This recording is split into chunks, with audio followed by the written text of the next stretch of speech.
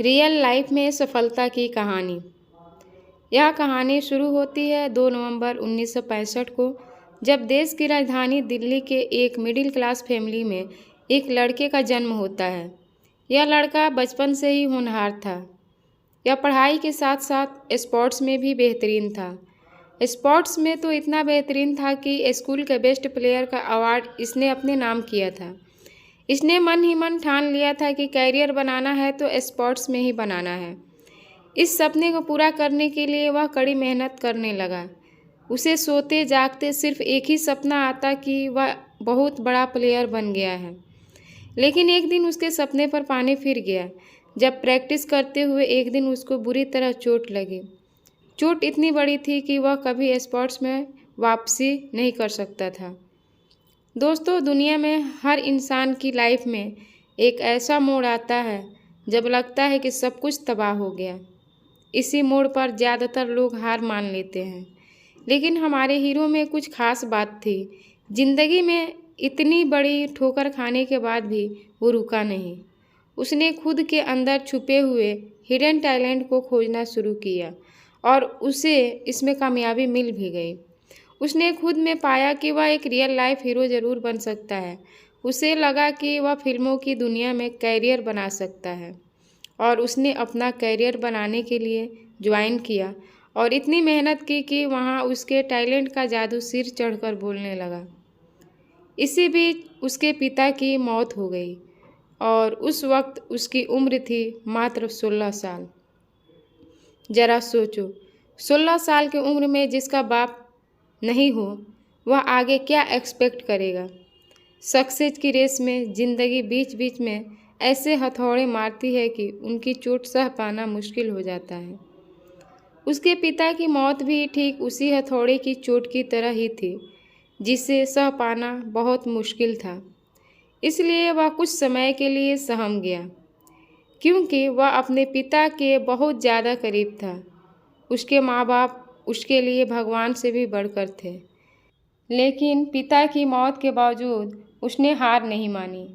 अपने समय को अपने पिता के सपने के रूप में देखा और कुछ ही दिनों में वह दुगुनी ताकत के साथ खड़ा हुआ। वह फिर से अपने सपने को पूरा करने के लिए आगे बढ़ने लगा।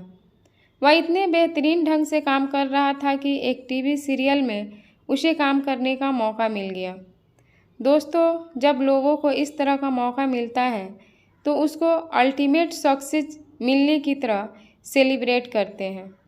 लेकिन हमारे हीरो ने इसे एक ऐसे अवसर के रूप में देखा जहां से वह अपने एक्टिंग स्किल को और भी ज़्यादा इम्प्रूव कर सकता है, ताकि जब भी लोग उसकी परफॉर्मेंस देखें तो लोगों को उसे जज करने का मौका ही न मिले। इसीलिए वह टीवी सीरियल्स में ही काम करता रहा। इसी दौरान उसकी माँ ने भी दुनिया को अलविदा कह दिया। इस घटना के बाद उसने ठान लिया कि वह अपने कदम आगे बढ़ाएगा और फिल्मी दुनिया में कदम रखेगा। फाइनली वह फिल्मी दुनिया में कदम रखने के लिए रवाना हो गया। उसने फिल्मी दुनिया की शुरुआत की और शुरुआती समय में ही काफ़ी हद तक कामयाब रहा। एक हीरो के तौर पर छोटी मोटी कामयाबी हासिल करने के बाद उसने कई फिल्मों में एंटी हीरो के तौर पर काम किया। फिर साल 1993 में उसकी फिल्म आई बाजीगर। इस फिल्म से वह लोगों का मन जीतने में कामयाब रहा। एक हीरो के तौर पर तो उसने कई अवार्ड जीते, मगर उसने विलेन के रूप में भी कई अवार्ड अपने नाम किए। यह उन चुनिंदा लोगों में से एक था जिसने हीरो और विलन दोनों ही किरदारों से लोगों के मन में जगह बनाई।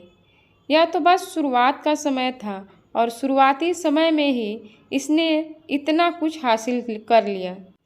लेकिन इसकी ज़िंदगी का टर्निंग पॉइंट तो साल 1995 में आया, जब इसकी फिल्म दिलवाले दुल्हनिया ले जाएंगे रिलीज हुई। इस फिल्म ने ऐसे रिकॉर्ड तोड़े और बनाए जो आज भी मजबूती के साथ बने हुए हैं। दोस्तों, इस फिल्म की गिनती आज भी फिल्म इंडस्ट्रीज की सबसे बेहतरीन और सबसे ज़्यादा कमाई करने वालों में की जाती है। इस फिल्म से इस हीरो को दुनिया के रोमांस किंग की उपाधि दिलाई। यहाँ तक इनका कंपैरिजन ग्रेट दिलीप कुमार से किया जाने लगा। इतनी बड़ी कामयाबी के बावजूद भी उसने कई फिल्में बनाई, कुछ चली तो कुछ बुरी तरह पिट गई। उसने अपनी प्रोडक्शन कंपनी खोली, लेकिन उसमें भी भारी नुकसान सहना पड़ा। लेकिन वह कहते हैं ना, जब समंदर पूरी तरह शांत होता है तो उसे हल्के में नहीं लेना चाहिए, क्योंकि वह आने वाली सुनामी का संकेत होता है।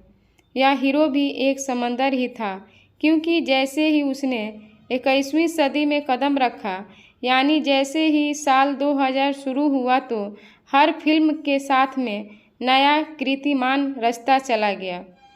उसने रोमांटिक से लेकर रोबोट जैसे कैरेक्टर के रोल प्ले किए, जिन्हें आज भी जब देखा जाता है तो तालियां बजती है।